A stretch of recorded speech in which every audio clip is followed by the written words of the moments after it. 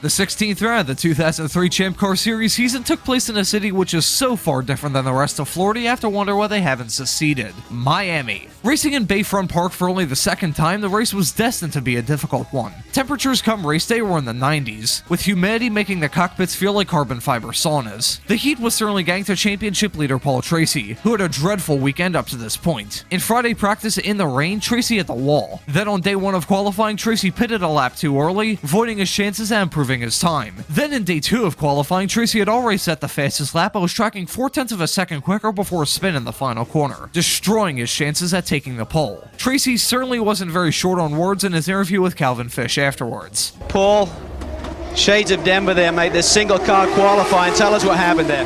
I'm fucking furious with myself. I just can't even believe, I mean, last lap, last corner, lost it again, so just really pissed off. Now mind you, Bruno Junqueira was not having a great weekend either, as he too crashed in that rainy Friday practice, along with having a hard crash in Saturday qualifying. However, Bruno would still start on the front row after setting the fastest lap time on Friday qualifying. Tracy, meanwhile, would start down in 5th. The issues for the front runners in the championship opened the door for Adrian Fernandez to grab a shock pole position, his first of the season. Alex Barafico, subbing in for Walter Salas like he did in Toronto, would be your 19th and last place starter. His qualifying time was a 48.871, which was a shocking 4.6 seconds off of the pole time. If Champ Car had a 107% rule like Formula 1 does, he wouldn't have made the race. Outside of the main championship fight, the Rookie of the Year fight was looking to be closed off, as Sebastian Bourdais had a chance to seal the deal with 3 races left in the season. We were so preoccupied by everything going on this weekend that I didn't even mention how the track layout had changed from the year prior. It still doesn't make much of a difference with this glorified go-kart track, however it should be noted regardless. With everything taken care of, we can get to the start of the race. The green flag would fly with a good start as Bruno Junqueira taking the lead, and everyone else getting through lap 1 clean. But Adrian Fernandez wasn't done just yet, as heading into turn 1 at the start of the next lap, Fernandez went for a really audacious move to retake the lead. As that was going on, Tracy clawed his way past Bourdais to move into 4th. Bourdais had warned Tracy before the start of the race that if he went for a move like he did in Montreal, he would slam the door shut and take them both out of the race. Keep that quote in mind, it'll come into play later. The race at this stage was really a fight to stay alive and out of the barriers, as everyone began to drive line astern, save fuel, and whittle the laps away. It certainly doesn't help that there's only one real overtaking opportunity on this whole track, with even that being sketchy. Patrick Carpentier was certainly proving that as he was stuck behind Rodolfo Levin, and soon fell into the crutches of Adrian Fernandez to be lapped. But even Fernandez couldn't get by, forming a massive line of about 8 cars. Eventually, Rodolfo Levin would be given a black flag for blocking, ending that shemazel. Fernandez was hoping at this stage of the race to begin to pull away, but a spin and stall for Jeff Boss in turn 1 was not what he had in mind, as the first yellow of the race came out with it. The first series of pit stops came with it, where the order of the top 6 remained unchanged. CBS, meanwhile, was dwelling on a wheel taken off of Sebastian Bourdais' car, completely ignoring the restart where Oriol Servia lost it going over the turn 12 bump and slammed into the wall. As Servia's wrecked race car was towed off the track, CBS cut to an interview with Joe Barbieri from Bridgestone.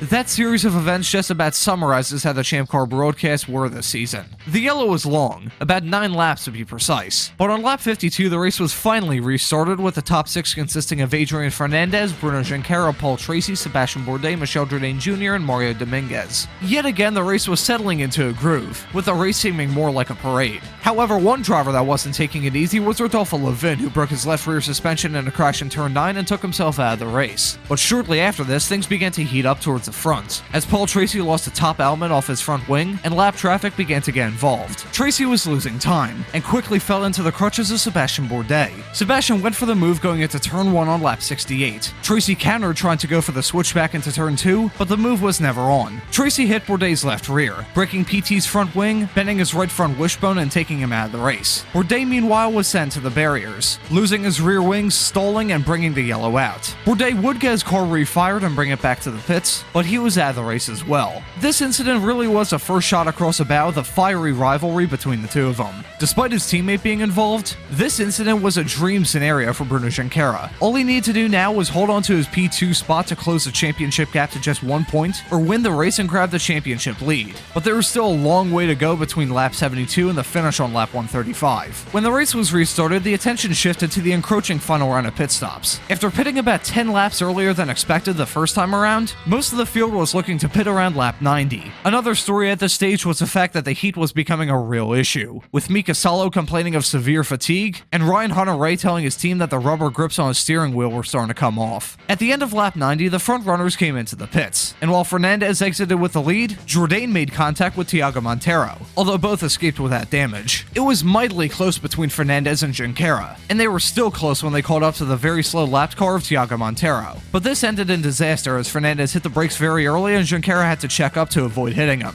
spinning into Monteiro and Fernandez in the process. All three of them would be stopped on the side of the road and stalled, and the yellow was once again back out. All of this chaos would give the lead to Mika Salo. However, he was off sequence and had to pit. So for the lap 100 restart, the top three was Jourdain, Darren Manning, and Mario Dominguez. But this restart was complete chaos. There was hard battling with Mario Dominguez and Jimmy Vasser that resulted in contact, allowing Mika Salo to buzz by the both of them. Then another incident took place involving Alex Tagliani and Alex Sparafico, which took the both of them out of the race. Sparafico was stalled on track with a busted side pod and a broken radiator, and Alex Tagliani was puttering around the track with broken suspension. As a result, the yellow was back out. During this yellow, a controversial and vital decision was made. Jourdain was given a penalty for the pit road incident with Monteiro. The penalty itself was to send him to the tail end of the field for the next restart. As such, it was now Darren Manning in the lead for the next restart. However, he quickly began to fall back after Mario Dominguez got by him. It was now a Herdez competition 1-2 with less than 30 laps to go.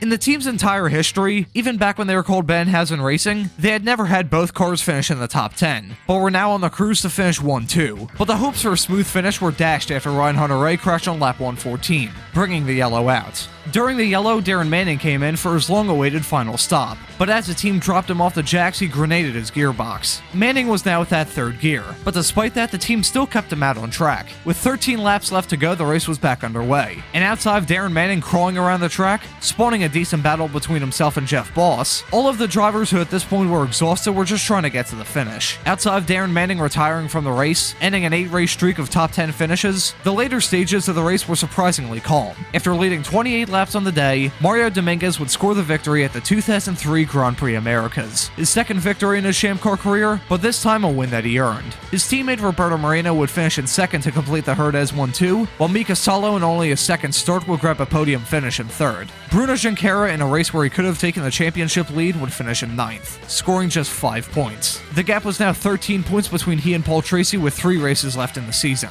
I'm 99% sure this is the first time I've said this so far this series, but that was one hell of a race. I mean, granted, passing was basically impossible at this track, which spoiler alert explains why the race was never run again, but that was one hell of a send-off for a pretty forgotten track. I can't say for sure recording this voiceover, but with this script being at about 2,000 words, it's by a comfortable margin the longest installment of the series so far, and the longest race review I've ever done, period, outside the Final Nail in the Coffin documentary, but we don't really count that. It's a fairly unexpected race too. I was expecting this race to be boring as all hell, but I was proved wrong, and I'm glad I was. Really, the worst part of making this video was recording the voiceover, which I've been doing for the past 5 hours. I should clarify I didn't have anything to drink last night, just for some reason my face isn't moving as it usually should. Correction, it was the editing. It is 8:36 a.m. on the day that this is being released. I stayed up until 1 o'clock editing this, and I am still editing it. The point in the video that you're seeing this clip is the point that I'm at now. I just wanted to show off my generally disheveled look. I look like a depressed art teacher. This was one hell of a race to have as my last race review of 2023, and fingers crossed you all agree. Next up on the calendar is Mexico City, and I hope to see you all for that race review in 2024. Outside of a special announcement video on Friday and a short I have coming out on Sunday, this is the last video of the year, so I'd like to close this off by thanking all of you for the incredible year on this channel. I came into 2023 with about 600 subscribers, hoping to break 1,000, maybe 1,500 if I was lucky. We're now north of 3,000, which is pretty hard to wrap my head around. It's really meant the world to me, so thank you all for your support. Talking about racing has always been what I like doing. I've been doing it online in some capacity since I was 11, running a blogspot account in my spare time. It's now my career. I'd like to thank all of you for making it possible. Even with some stumbles along the way, catching COVID, the root canal, and my PC blowing up being at the top of that list, this year has really been the best of my life so far. And here's to the hope that 2024 will be even better. Thank you all for watching, have a very happy new year, and a great afternoon.